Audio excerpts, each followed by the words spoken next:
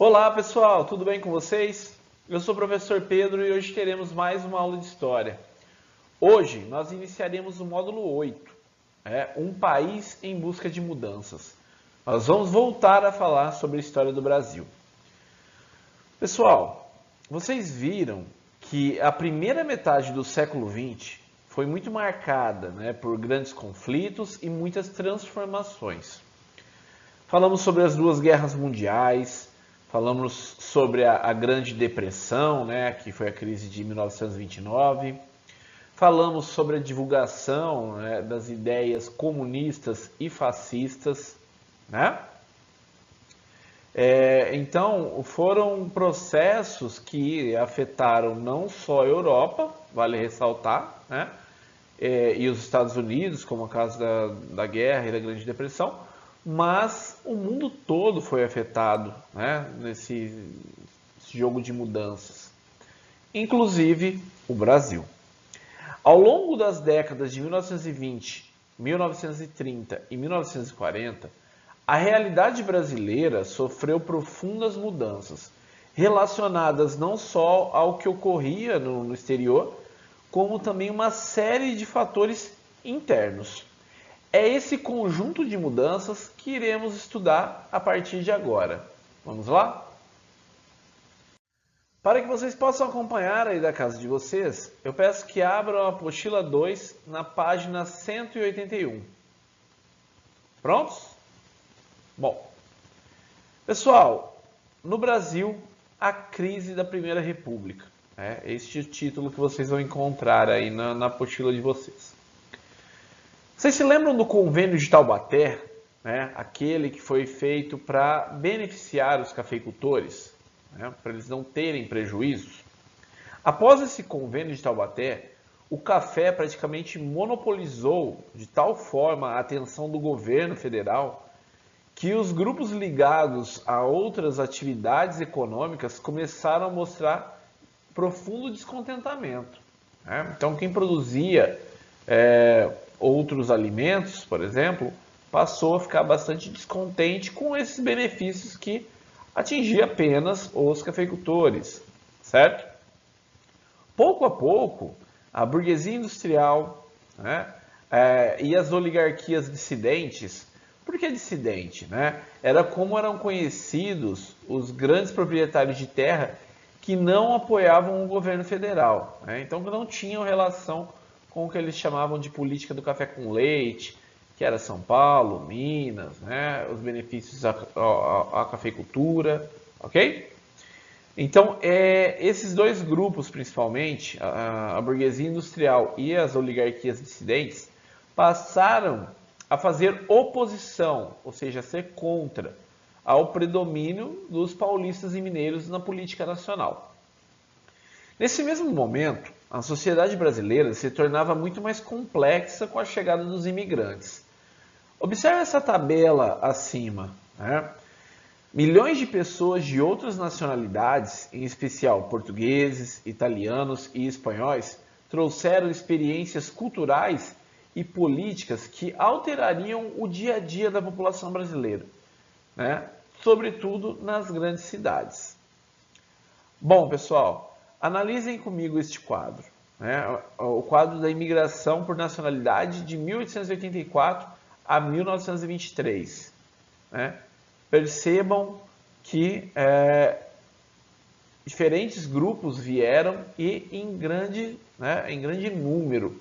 Então, isso com certeza causou impactos culturais e na política. Ideias vieram da Europa junto com esses imigrantes, principalmente dos europeus, ok? Ao falar de imigração, observem este quadro, o quadro Operários, de Tarsila do Amaral, que foi pintado em 1933. A pintora, considerada uma das maiores representantes do modernismo brasileiro, representa neste quadro a diversidade étnica dos trabalhadores brasileiros, incluindo os afrodescendentes e os imigrantes que passaram a vir para o Brasil no final do século XIX.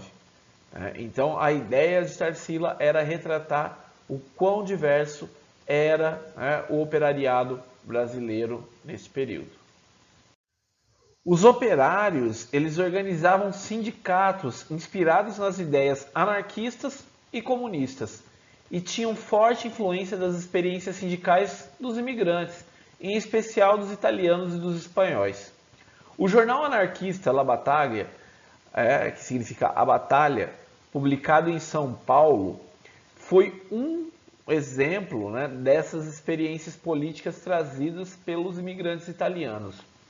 O jornal denunciava a exploração sofrida por trabalhadores urbanos e pelos colonos que viviam nas fazendas do interior do estado. Outros jornais anarquistas circulavam na época, como a Lanterna, a Plebe e a Voz do Trabalhador. Além de jornais, os anarquistas utilizavam comícios, palestras e panfletos para divulgar suas ideias.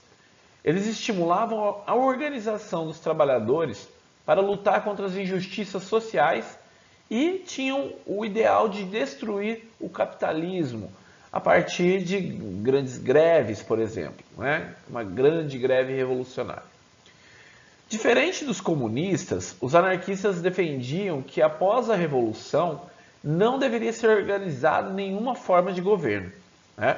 Para eles, os trabalhadores deveriam se organizar em cooperativas, cooperativas e comitês, e se autogovernar, auto-administrar, né? Então, essa experiência que veio com os imigrantes contribuiu muito para a mudança do cenário político do Brasil no início do século XX. Vale destacar também o Partido Democrático, né? O Partido Democrático foi uma dissidência, né, do Partido Republicano Paulista. Pessoas que saíram do partido então, né? O Partido Republicano Paulista era um dos partidos que dominava o governo federal. Apesar de ser composto de pessoas que, né, até pouco tempo atrás concordavam com a República Oligárquica, na mão de poucas pessoas, mesmo assim eles atraíram setores da classe média, tá, que queriam mudanças políticas. Esse cartaz que vocês podem ver aqui ao lado é de 1926, que defende o voto secreto.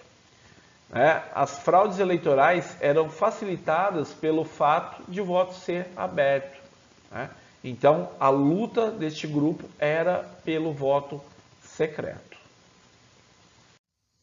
As classes médias urbanas estavam cada vez mais descontentes com a política do país, que beneficiava apenas as oligarquias agrárias. No exército, vale reforçar, também começaram a aparecer focos de protesto contra a República do Café com Leite.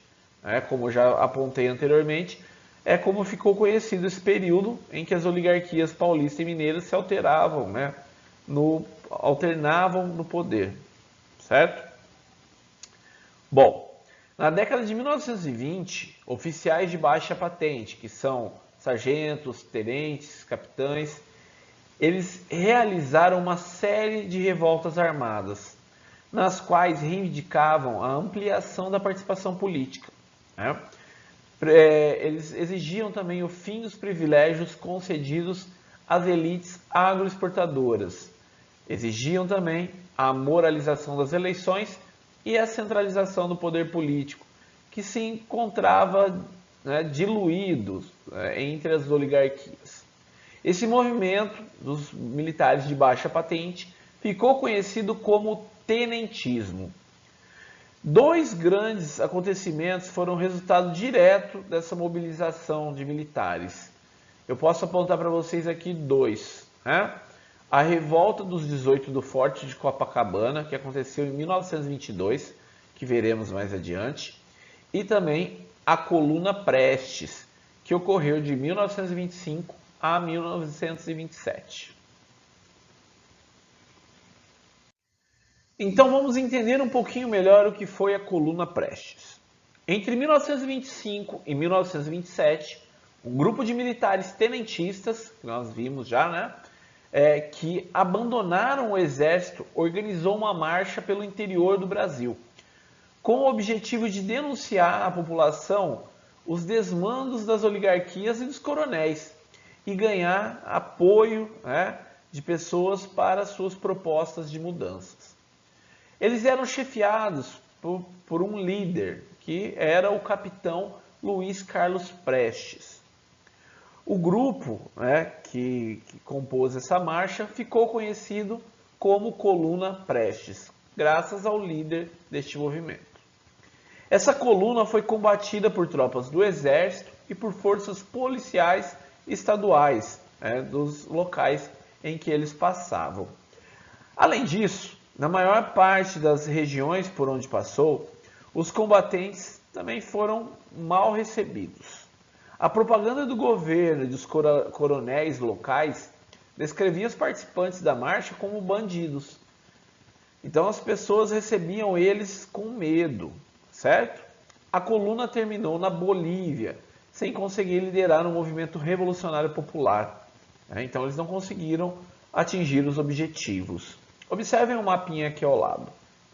Em vermelho nós temos as setinhas que indicam a rota de ida da coluna Prestes. E a setinha verde, a coluna Prestes, rota de volta, certo?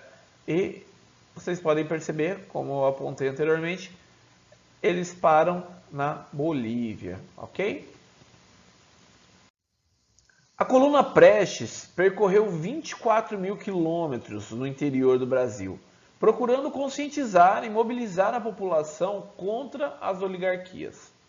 Ao longo da marcha, uniram-se ao grupo pessoas de diversos locais percorridos.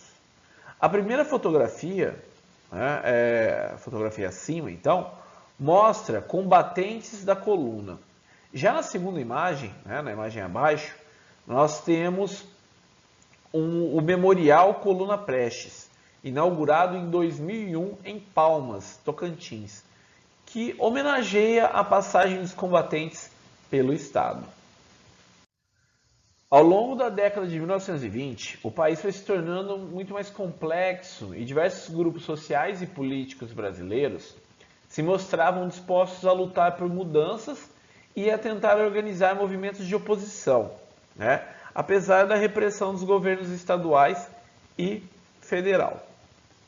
Em 1929, a quebra da Bolsa de Valores de Nova York atingiu duramente a economia brasileira, afetando principalmente os negócios dos cafeicultores.